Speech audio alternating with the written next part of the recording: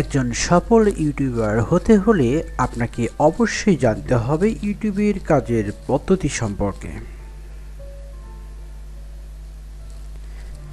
কিভাবে কাজ করতে হবে তা জানতে হলে সম্পূর্ণ ভিডিও টিউটোরিয়ালটি দেখতে থাকুন।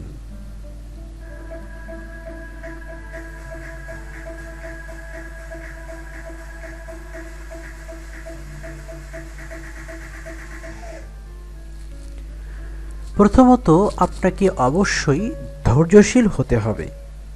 যদি আপনার হাতে সময় না থাকে বা ধৈর্য ধরতে না পারেন, তাহলে আপনাকে বলবো ইউটিউব আপনার জন্য না, এটি ছেড়ে দিন। নিয়মিত ভিডিও আপলোড করা ইউটিউবের আরও একটি গুরুত্বপূর্ণ বিষয়, যা আপনাকে অবশ্যই পালন করতে হবে। ভিডিও টাইটেল নির্বাচনের ক্ষেত্রে আপনাকে হতে হবে আরও বেশি চালাক চতুর। ভিডিও টাইটেল সার্চ ভলিউম দেখে আপনাকে টাইটেল বাছাই করতে হবে। যে ভিডিওর সার্চ ভলিউম বেশি কিন্তু কম্পিটিশন কম, সেই টাইটেল আপনার জন্য উপযোগী।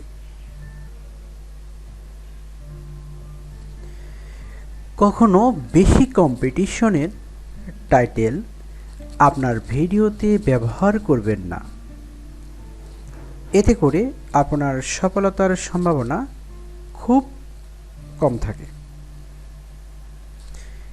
ভিডিও ইউটিউবে আপলোড করার সময় আপনার ভিডিওর সঠিক ক্যাটাগরি বাছাই করতে হবে, যাতে করে আপনার ভিডিও সঠিক দর্শকের কাছে পৌঁছায়।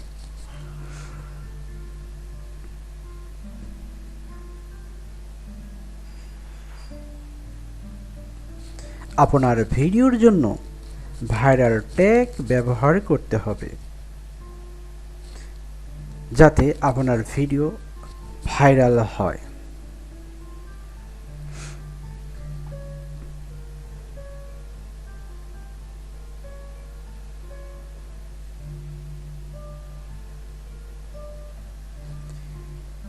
থাম্বনেল হতে হবে আকর্ষণীয়, যা দেখে শ্রোতারা আপনার ভিডিওতে ক্লিক করবে। তবে হিজিবিজি কোনো তথ্য থাম্বনেলে না দেওয়াই ভালো। যা দেবেন তা যেন অ্যাট্রাকটিভ হয় এবং শ্রোতাদের আকর্ষণ বাড়ায়।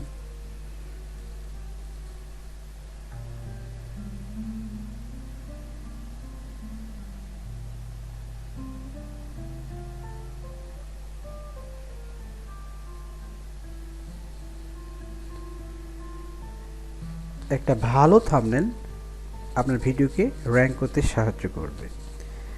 আপনার ভিডিও ডেসক্রিপশন হতে হবে পরিষ্কার। সরাসরি ভিডিও আপলোড না করে আনলিস্ট করে রাখবেন। আপনার শ্রোতার কাছে কি দেখাতে চাচ্ছেন তা ভিডিও ডেসক্রিপশনে দিয়ে দেবেন। ইউটিউব অ্যালগরিদম এই বিষয়টি পর্যবেক্ষণ করে থাকে। আপনার শ্রোতা কি চায় সেটা আপনি ডেসক্রিপশনে লিখে দেবেন, তাহলে শ্রোতারা অতি সহজেই বুঝতে পারবে আপনার ভিডিওতে মূল থিমটা কী, আর ইউটিউব এই সম্পর্কে তার অ্যালগরিদমের সাহায্যে ধারণা নিতে পারবে। অবশ্যই ভিডিও আনলিস্ট করে রাখবেন, তারপর পাবলিশ করবেন। এটা আপনার চ্যানেলের জন্য সবচাইতে একটা গুরুত্বপূর্ণ বিষয় হবে। আমার সকল ভিডিওর ক্ষেত্রে আমি এই পদ্ধতি অবলম্বন করে থাকি, আশা করি আপনারাও এটাই করবেন। আর ইউটিউব অ্যালগরিদম ভিডিও ডেসক্রিপশন অনুযায়ী শ্রোতার কাছে পৌঁছে দেবে। যে কথাটা আমি এর আগেই বললাম, ডেসক্রিপশনে যা লেখা থাকবে সেই বিষয় পর্যবেক্ষণ করে ইউটিউব অ্যালগরিদম শ্রোতার কাছে আপনার ভিডিওটি পৌঁছে দেবে। আপনার চ্যানেল রিলেটিভ ভিডিওটি শ্রোতার কাছে পৌঁছে যাবে। যাদের game relative channel, YouTube algorithm তাদেরকে, যারা গেম পছন্দ করে তাদের কাছে গেম রিলেটিভ ভিডিও পৌঁছে দেবে। অর্থাৎ ডেসক্রিপশনে আপনার বর্ণনা অনুযায়ী ইউটিউব অ্যালগরিদম কাজ করবে।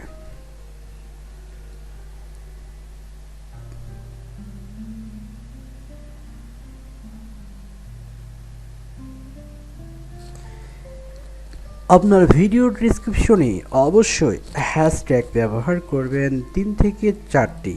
এর মধ্যে অবশ্যই আপনার চ্যানেলের নাম হ্যাশ উল্লেখ করতে হবে। আপনি যদি 4-5টি বা 6-7টি হ্যাশট্যাগ ব্যবহার করেন কিন্তু এতগুলো হ্যাশট্যাগ শো করবে না, যদিও আপনার টাইটেলের ওপরে 2 থেকে 3টি হ্যাশট্যাগ শো করে।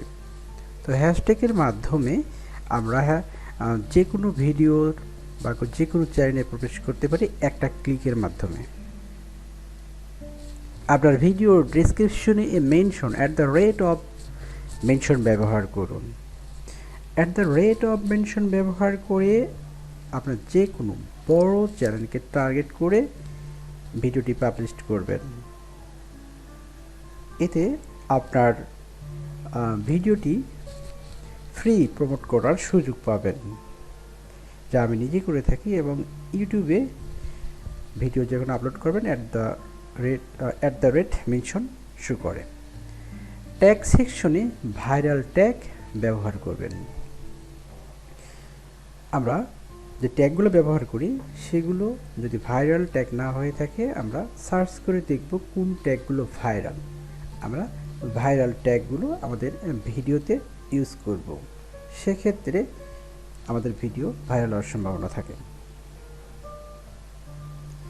আপনার ভিডিওর নাম ট্যাগ সেকশনে ব্যবহার করবেন। এখানে ভিডিওর নাম হবে না, এখানে হবে চ্যানেলের নাম। ভিডিওর নামটি থাকবে, আপনার যে টাইটেল আছে সেই টাইটেলটি আর ট্যাগ সেকশনে ব্যবহার করবেন এবং আপনার চ্যানেলের নামটাও ট্যাগ সেকশনে ব্যবহার করবেন। এখানে বেশ কিছু সুবিধা পাওয়া যায়, যা ভিডিও শিশুদের না বড়দের তা নির্বাচন করবেন। অনেক ভিডিও রয়েছে শুধু শিশুদের ক্ষেত্রে, সেগুলো অনলি ফর কিডস। আবার অনেকগুলো ভিডিও রয়েছে বড়দের জন্য। এখানে এটা বড়দের জন্য নয়, এই সেকশনে টিক মার্ক দিয়ে দেবেন। টিক মার্ক মানে গোল চিহ্ন থাকে, এখানে ক্লিক করলেই টিক হয়ে যায়। আমরা এটা নির্বাচন করব, আর এটা নির্বাচন করলে ম্যানুয়ালি নির্বাচন করলে বারবার নির্বাচন করার দরকার হবে না। ভিডিওতে ব্যাকগ্রাউন্ড মিউজিক ব্যবহার করবেন। ব্যাকগ্রাউন্ড মিউজিক আপনার ভিডিওকে আরও আকর্ষণীয় করে তোলে। এগুলো অবশ্যই কপিরাইট ফ্রি হতে হবে। তো বিভিন্ন সাইট রয়েছে যেগুলোতে কপিরাইট ফ্রি মিউজিক পাওয়া যায়, সেই লিঙ্কগুলো থেকে আপনারা কপিরাইট ফ্রি যে মিউজিক রয়েছে সেইগুলো ব্যবহার করবেন। আমি যেমন ইউটিউব অডিও সেকশন থেকে এই মিউজিকটি ব্যবহার করেছি। ইউটিউব এর অডিও সেকশনে অনেক অডিও রয়েছে, এইগুলো ব্যাকগ্রাউন্ড মিউজিক হিসেবে ব্যবহার করা যায়। তবে অবশ্যই মনে রাখবেন যে অডিওতে ক্রেডিট দিতে বলা হয়েছে, সেই সব অডিওতে অবশ্যই ক্রেডিট দিতে হবে। অর্থাৎ যে অডিওগুলোতে অথর ক্রেডিট দিতে বলেছে সেগুলোতে আপনার ক্রেডিট দিতে হবে আপনার ভিডিও এর ডেসক্রিপশনে। ব্যাকগ্রাউন্ড ভিডিওর জন্য বিভিন্ন ওয়েবসাইট রয়েছে, সেখান থেকে আমরা ফ্রি ভিডিও পেতে পারি। তো এক্ষেত্রে পূর্বেই বললাম, যেখানে ক্রেডিটের কথা উল্লেখ রয়েছে সেখানে আপনাকে অবশ্যই ক্রেডিট দিতে হবে। সব শেষ কথা হলো, আপনাকে পরিশ্রমী হতে হবে, নিয়মিত নতুন টপিক এর ভিডিও আপলোড করতে হবে। পরিশেষে আপনার সফলতা কামনা করছি, সেই সাথে নতুন নতুন ভিডিও তৈরি করুন এবং আপনার চ্যানেলকে সমৃদ্ধ করুন। ধন্যবাদ সবাইকে।